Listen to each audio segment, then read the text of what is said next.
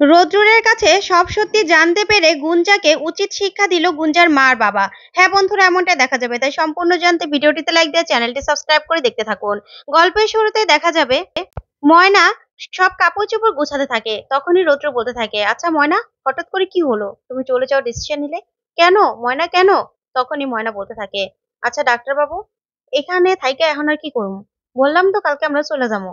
তাই আপনি বলেন তো কোন জামা খান পরবেন, সেটা বাইরে রাইখা সবকিছু আমি ব্যাগের মধ্যে ভরবো। তখনই রৌদ্র বলতে থাকে, ময়না, তোমাকে আমি কিছু জিজ্ঞাসা করছি, তুমি অন্তত এখানে থাকো, না হলে তো রাজারাম ছাড়া পেয়ে যাবে। না হলে কালকে চলো কোর্টে যাই, তারপরে না হয় ডিসিশন নেব। তখন ময়না বলতে থাকে, ডাক্তার বাবু শুনলেন তো, সবকিছু ঠিক হয়ে গেছে তো, আমরা কালকে চলে যেতেছি। আর তাছাড়া এসপি দাদার লগে আমার কথা হয়েছে, যা করার উনিই করবো। তখন রুদ্র বলতে থাকে, আচ্ছা ময়না, কেন তুমি হঠাৎ করে এই ডিসিশন নিলে বলো তো, বলো। তখন ময়না বলতে থাকে, ডাক্তার বাবু আমারও তো ভর্তি হইতে হইব, বলেন, আমারও তো ডাক্তার হইতে হইব। তখনই রুদ্র বলতে থাকে, এই না ওই দিন বললে তুমি যে দরকার হলে পরের বছর তুমি ডাক্তারি পরীক্ষা দিয়ে ভর্তি হবে, তাহলে আজকে হঠাৎ কি হলো ময়না, কি হয়েছে বলো। তখনই ময়না বলতে থাকে, আচ্ছা সত্যি কথা বলুন, আপনি আমার বিশ্বাস করবেন তো, না আপনি তো আবার আমার কথা বিশ্বাস করেন না। তখন রুদ্র বলতে থাকে, ময়না বলো। তখন ময়না বলতে থাকে, আসলে গুঞ্জা দিদির হাতটা যখন আপনি ব্যান্ডেজ করতেছিলেন, তখন না আমার মনে হয়েছিল, ইস, আমি যদি ডাক্তার হইতাম তাহলে তার আপনার হাতখান ব্যান্ডেজ করতে দিতাম না, আমি ব্যান্ডেজ করতাম, সেই জন্য আমি তাড়াতাড়ি গিয়ে ভর্তি হমু। তখন রুদ্র বলতে থাকে, ময়না ফাজলামো না, ঠিক করে বলো না কেন। তখন ময়না বলতে থাকে, দেখছেন, আমি আপনার কইলাম না যে আপনি আমার কথা বিশ্বাস করবেন না। তখন রুদ্র বলতে থাকে, ময়না বলো সত্যি কথা, কি হয়েছে বলো। তখনই ময়না রুদ্রের দিকে তাকিয়ে বলতে থাকে, আসলে ডাক্তার বাবু, যা হইল এতে না ওই ম্যাডাম রে আমি আর বিশ্বাস করতে পারি না, কিছুতেই না। তাই ওই গুঞ্জা দিদির সাথে আমি আপনারে একা কিছুতেই কলকাতা যাইতে দিব না, তাই আমিও যাবো। তখনই রৌদ্র হাসতে থাকে আর বলতে থাকে, ময়না ও হিংসুটে, তুমিও কিন্তু কম হিংসুটে নাও। তখনই ময়না আর রৌদ্র এই নিয়ে কথাবার্তা বলতে থাকে। তারপরে দেখা যাবে সকাল হলেই সবাই গোছগাছ করে নেয়। তখনই ঠাম্মি কাঁদতে থাকে আর রূপাইও। তখন রূপাইকে রূপাইয়ের বাবা বুঝাতে থাকে আর বড় মা বলতে থাকে, রূপাই কান্দো কেন, তোমার দিদি তো আবার আইবো। তখন রূপাই বলতে থাকে, দিদি এবার আসলো ঠিক আছে, কোনো মজাই করতে পারলাম না। তারপরে ময়না আসে আর এসে বলতে থাকে, রূপাই আবার আসুম তো আমি, তারপরে না আমরা অনেক মজা করুম, ঠিক আছে। তখন রূপাই বলতে থাকে, হে কবে আইবা আর কোনো ঠিক আছে। তখন ময়না বলতে থাকে, না না, আমরা আবার আসবো তো, আমরা আবার আসবো, ঠিক আছে। তারপরে দেখা যাবে ওইদিকে রৌদ্রের বাবা আসে, এসেই বলতে থাকে, এ কি রঞ্জা, গুঞ্জা কি রেডি হয়েছে কিনা দেখো তো। তখনই রৌদ্রের মা বলতে থাকে, আমি জানি না, আমি এইসব কিচ্ছু জানি না, মেজো তুই গিয়ে দেখে আয় তো। তখনই মেজো কাম্মা বলতে থাকে, না না দিদি, আমি দেখতে পারবো না, ও যা কাণ্ড করেছে, ও তো আর এখানে থাকবে না, ও নিশ্চয়ই রেডি হয়েছে, কিন্তু মুখ দেখানোর কি আর জো আছে, সেজন্য হয়তো বা ঘরেই বসে আছে, ও আসবেই, যা কাণ্ড ঘটালো। তারপর দেখা যাবে কেউ আর কিছুই বলে না। তারপর রৌদ্র আসে, এসেই তখন ঠাম্মি বলতে থাকে, বাবা, জামাই বাবা এদিকে আসো। তারপর রৌদ্রর ঠাম্মির কাছে গিয়ে বসে আর বলতে থাকে, ঠাম্মি একদম চিন্তা করবেন না, আমরা আবার আসবো। তখন ঠাম্মি বলতে থাকে, যা হইলো, আমি তো তোমার আসতে কইতেও সাহস পাইতাছি না বাবা। তখন রৌদ্র বলতে থাকে, চিন্তা করবেন না, আমরা আবার আসবো তো। তখন রূপাই বলে, দিদি আসবো। তখন রৌদ্র বলতে থাকে, হ্যাঁ, তোমার দিদিকে ছাড়া কি আমি আসতে পারি। তারপর রূপাই খুশি হয়ে যায়। তারপর গোলু বলতে থাকে, তাহলে রূপাই তুমি আমাদের সাথে চলো, পুরো কলকাতা তোমাকে ঘুরিয়ে দেখাবো। তখন রূপাই বলতে থাকে, সত্যি আমার ঘুরিয়ে দেখাইবেন। তখনই গোলু বলতে থাকে, হ্যাঁ দেখাবো না কেন। তারপরে রূপার বাবা বলতে থাকে, না না, রূপার তো পরীক্ষা, পরীক্ষা শেষ হোক। তখন রূপাই বলে, আমার ফাইনাল পরীক্ষাটা দেই, তারপরে না হয় আমি যাবো। তারপরে দেখা যাবে রৌদ্রের বাবা বলতে থাকে, রৌদ্র তোদের ব্যাগপত্রগুলো গাড়িতে তুলে দে, ঠিক আছে। দুইটা গাড়ি তো, সামনের গাড়িতে তুই, ময়না, আমি, গুঞ্জা, আমরা এক গাড়িতে উঠবো। তখনই গুঞ্জা এসে দাঁড়ায়। তখন রৌদ্র বলতে থাকে, না বাবা, গুঞ্জার সাথে এক গাড়িতে আমি যাব না, তুমি বরং মা বা কাকিমণি একজনকে দিয়ে দাও, ওদের সাথে গুঞ্জাকে দিয়ে দাও। তখনই এই কথা শুনে গুঞ্জা অবাক হয়ে যায় আর মনে মনে বলতে থাকে, রৌদ্র তুমি আমার সাথে এক গাড়িতে উঠবে না। তখন রৌদ্রের বাবা বলতে থাকে, দেখ রৌদ্র, ওকে তো ওর বাবার কাছে পৌঁছে দিতে হবে, তাই না, সেই জন্য। তখন রৌদ্র বলতে থাকে, বাবা আমিও যাব, আমিও যাব, তবে আমার মতো করে।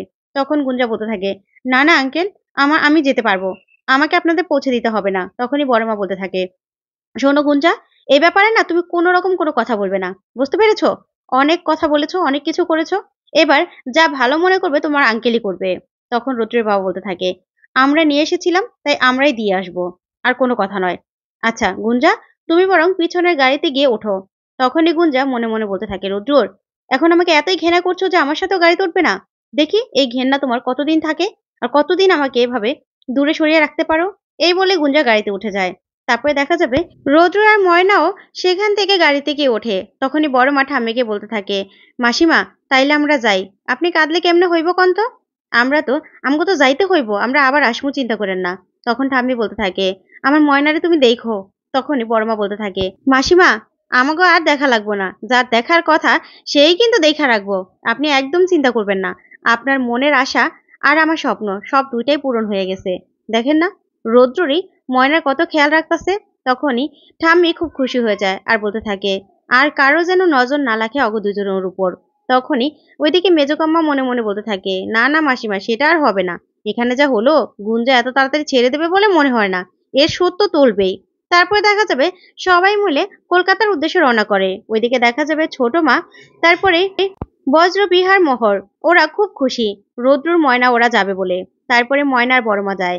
তখন ময়নাকে দেখেই মোহর বলতে থাকে, কি ময়না তোমাকে তো খুব অন্যরকম লাগছে। তখনই ছোট মা বলতে থাকে, হ্যাঁ রে ময়না, দিদি তো বলেছিল যে তুই নাকি পুরো 1 মাস বৈষ্ণবী হয়ে ঘুরেছিস। আমি তো ভেবেছিলাম তুই আরো শুকিয়ে যাবি, কিন্তু না, তুই তো দেখছি আরো সুন্দর হয়ে গেছিস, কি ব্যাপার? তখনই মেজকাম্মা বলতে থাকে, এটা তো অন্য কিছু নয়, এটা হলো স্বামীর ভালোবাসা। যা শুনে সবাই পুরো খুশি হয়ে যায়। তারপরে ময়না লজ্জা পেয়ে সেখান থেকে চলে যায়। তারপরেই দেখা যাবে মোহর বড় মাকে বলতে থাকে, আচ্ছা বড় মা, দাদা কই? তখনই বড় মা বলতে থাকে, গুঞ্জাদের বাড়িতে গেছে ওরা, গুঞ্জাকে দিয়ে আসতে। যা করলো। তখনই ছোট মা বলতে থাকে, হ্যাঁ দিদি, যা হলো আর কি বলবো, শুনে না ইচ্ছে করছিল ওই মেয়েটাকে। তখন এই কথাতেই সবাই অবাক হয়ে যায়। ওইদিকে দেখা যাবে গুঞ্জা ওর বাবা মায়ের কাছে কাঁদতে থাকে। তখন গুঞ্জার মা বলতে থাকে, গুঞ্জা এরকম একটা কাজ কেন করতে গেলি মা? তখন গুঞ্জা বলতে থাকে, তোমাদেরকে না আমি সবটা বুঝিয়ে বলবো, পরে সবটা বুঝিয়ে বলবো। তখনই রৌদ্র বলতে থাকে, পরে কেন, এখনই যা বলার বলতে হবে। তখনই রৌদ্রের বাবা বলতে থাকে, হ্যাঁ আপনার মেয়ে কি করেছে সবটা আপনাদের শুনতে হবে। তখনই গুঞ্জার বাবা বলতে থাকে, না, যা শোনার আমি গুঞ্জার কাছ থেকে শুনবো। আপনারা শুধু বলুন যে আমার মেয়েকে শাসন করার অধিকার আপনাদের কে দিয়েছে, আর আপনি যাওয়ার সময় কি বলেছিলেন যে গুঞ্জাকে যেরকম ভাবে নেবেন ঠিক ওরকম ভাবেই ফিরিয়ে দেবেন। তাহলে এটা কি, ওর হাতটা কাটলো কেন? তখনই রৌদ্র বলতে থাকে, সেটা আপনার মেয়েকে জিজ্ঞাসা করুন না।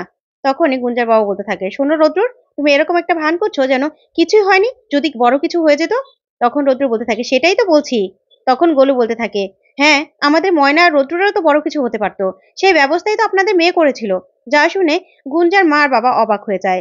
তখন রৌদ্র বলতে থাকে, আপনাদের না সবটা শুনতে হবে। তখনই গুঞ্জা বলতে থাকে, বাবা থাক না, এসব কথা নিয়ে বাড়ানোর কোনো দরকার নেই, আমি তোমাদের পরে সবটা বলবো তো। তখন গুঞ্জার কথা শুনে রৌদ্র বলতে থাকে, কেন গুঞ্জা, তুমি কি বলবে সবটা? তুমি তো সবটা বলবে না। তোমার বাবা এরকম একটা ভান করছে যেন তোমার কোনো দোষই নেই, অথচ তুমি যে সবচেয়ে বড় দোষী সেটা বলছো না কেন? হ্যাঁ আমার মা তোমাকে চড় মেরেছে, কিন্তু তোমাকে শাসন করেছে, কেন শাসন করেছে সেটা বলো। এরকম একটা কাণ্ড করছো যেন আমার মা অকারণে তোমাকে শাসনটা করেছে। তখনই গুঞ্জার বাবা বলতে থাকে, হ্যাঁ আমার মেয়েকে আমি কোনোদিনও চড় মারিনি, আমার মেয়েকে কেন চড় মেরেছে বলো। তখনই রৌদ্র বলতে থাকে, হ্যাঁ বলবো তো, সবটা বলবো আপনাদের কাছে। তখনই গুঞ্জার বাবা বলতে থাকে, তুমি তো বলতেই পারছো না, অথচ বানাচ্ছ কথা, তাই না? তখন রৌদ্র বলতে থাকে, বানানোর কোনো প্রয়োজনই নেই, কারণ আপনার মেয়ে যা করেছে না, তা আপনারা শুনলে এমনিতেই টাসকি খেয়ে যাবেন। আপনাদেরকে তো আমি জানাবোই, জানাবোই আমি। তখনই গুঞ্জা বলতে থাকে, মা বাবাকে একটু না করো না, বাবা কি করছে এসব? তখনই গুঞ্জার মা বলতে থাকে, তুমি একদম চুপ করো গুঞ্জা, তুমি চুপ করো, আমিও শুনতে চাই কি এমন তুমি করেছিলে। আচ্ছা রৌদ্র বাবা, তুমি বলো, আমি শুনবো কি করেছে গুঞ্জা, সবটা বলো। তখনই রৌদ্র বলতে থাকে, হ্যাঁ আমি আপনাকে সবটা বলবো, সবটা, আজকে আমি সবটাই বলবো।